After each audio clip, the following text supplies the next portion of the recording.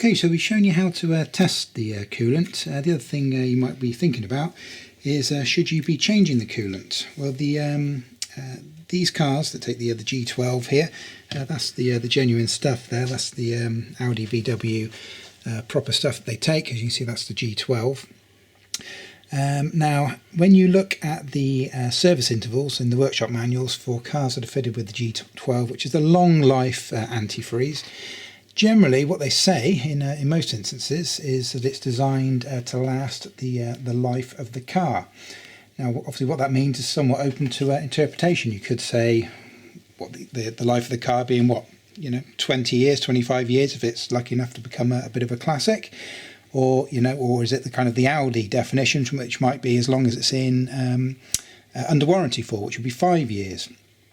So it's a little bit hard to say, to be honest, how often this should be changed. However, provided that the fluid is fit and healthy, you're not getting any discoloration, you're not getting any particles or rust particles, anything of that nature inside the coolant, and the coolant's testing to the temperature that you need it to test to, then there isn't really any need to change it. And you certainly shouldn't be changing it kind of every 1 or 2 years. It is a long life product, and you should be good for a good while.